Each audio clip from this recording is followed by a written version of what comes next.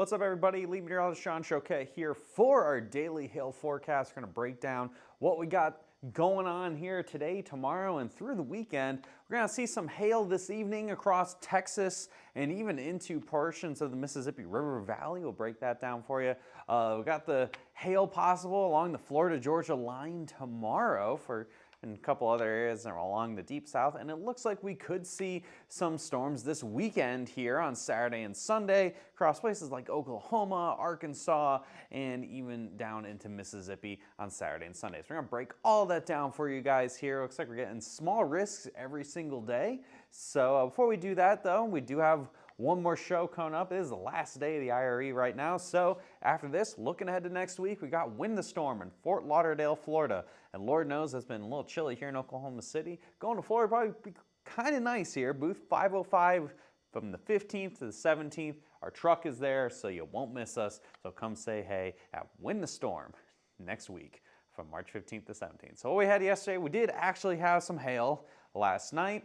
It managed to be pretty much where we were forecasting, mostly staying north of the Dallas area, south of Wichita Falls, so that North Texas, Red River Valley general region. You saw some hail around that 1 inch in diameter, and honestly that's kind of what we're expecting moving forward a little bit here today, tomorrow, and maybe a little bit bigger hail moving into Saturday and Sunday. So currently we are being reminded that it's still winter time, even though the calendar says March. Got a whole bunch of snow here up in the Nebraska, South and North Dakota, around the Minneapolis area. Quite a bit of snow here across Iowa, and further to the south here where we have that potential for some severe weather. We do have some storms and heavy rain here in eastern Oklahoma and a good chunk of Arkansas. But notice across Texas, this area of clouds just blanketing pretty much right along the I-30 corridor into the I-20 corridor and then all the way south towards St. Angelo, and that is going to limit instability anywhere where those clouds are in place. Areas to the south, however, have that better chance of seeing some severe weather due to the fact that there's a little bit more instability to work with. And you can see that with the temperatures here. It is only 66 degrees in Dallas. Down in Houston, it's 83. It's also in the 70s across San Antonio and Austin. We have that better chance for some severe weather going on to this afternoon. Here's that muggy cast, which I guess is a fun little graphic showing how humid it is. And honestly, it's just showing that amount of instability we have to work with, the fact that the dew points are in the 50s and 60s in areas where the sun has been coming out, making things feel a little bit muggy here in March. And I guess I'd rather it be muggy here than all snowy up in the north, to be completely honest. So got that instability, and you can see very clearly the driver of what severe weather will be going into Friday, as all of that instability gets shunted off to the south with a big time cold front pushing through for your Friday. And then notice by the time we get to Saturday, things start to jump right back up, where that potential for severe weather will exist across places like Oklahoma for your Saturday. So we'll break that down for you in a little bit here. But for today, with that instability available, with that warm weather available here in central Texas,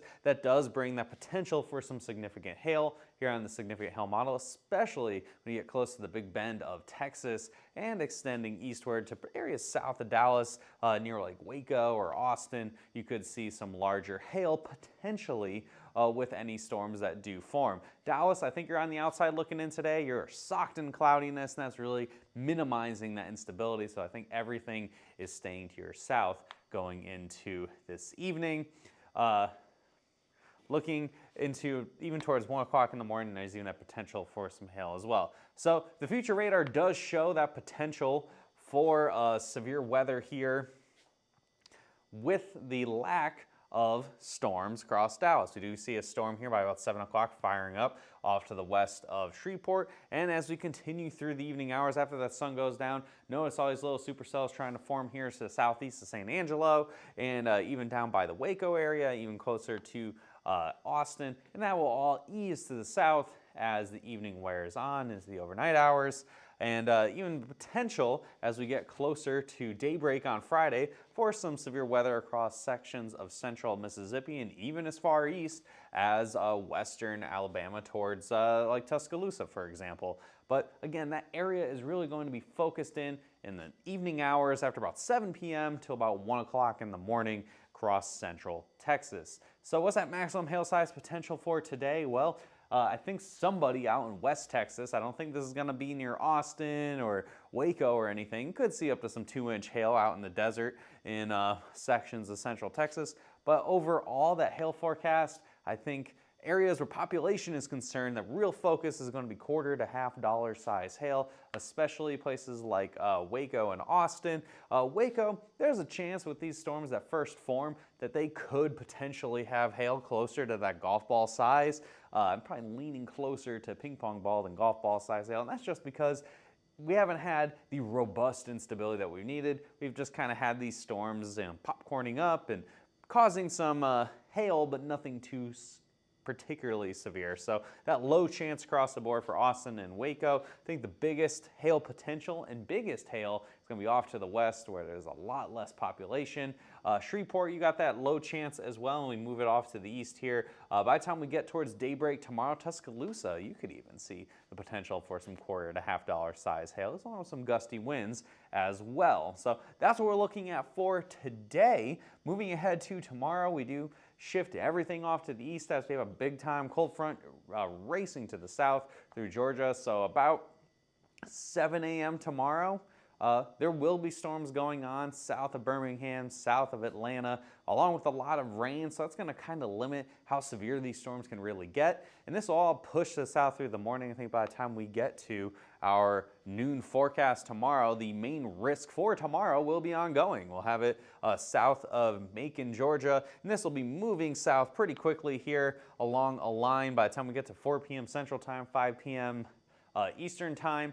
Right around dinner time for Jacksonville, there will be some storms moving through, and I think by the time we get to Jackson, that hail threat will really start to minimize, especially if what the models are showing ends up being true, where we have more of a line of storms than isolated cells. So as we push through, once the sun goes down, these storms die off pretty fast, so everything will wind down by around dinner time tomorrow. So that risk for during the day tomorrow for your hail is going to be focused pretty much right along that Florida-Georgia line, hence my snappy little title there.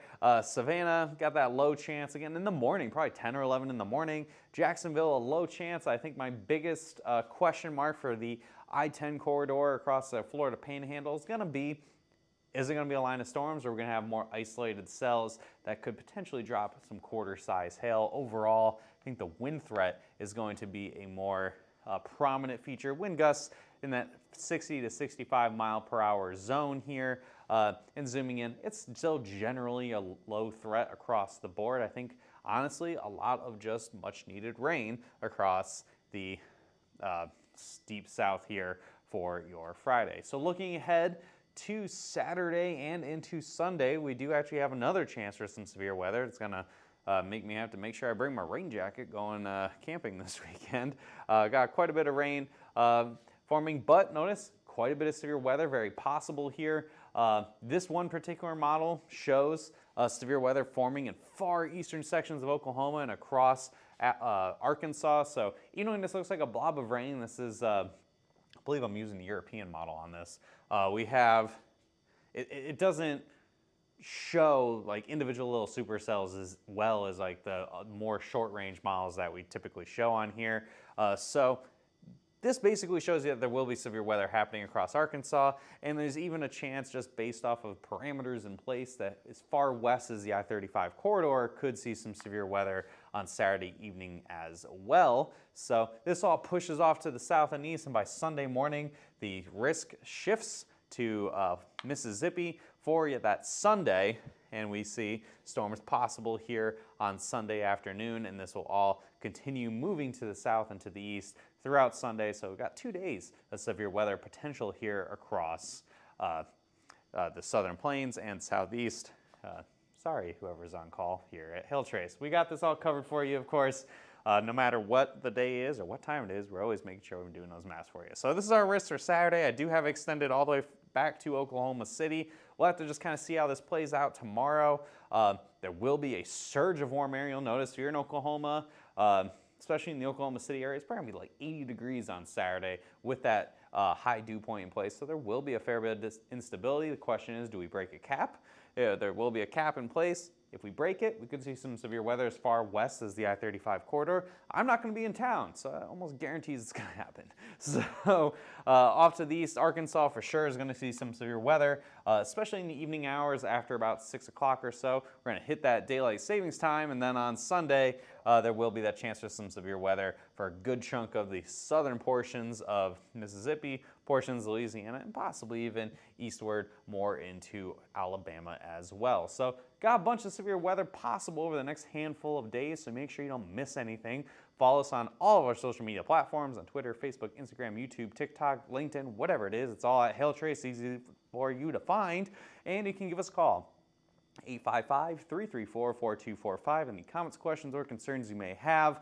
If you're new to the channel or to Hailtrace in general, you can check us out. They got a plethora of options here. I think we had some QR codes. We had a link in the description below to sign up to find out more about Hailtrace. We're happy to help you out and get you set up and ready to go for storm season here.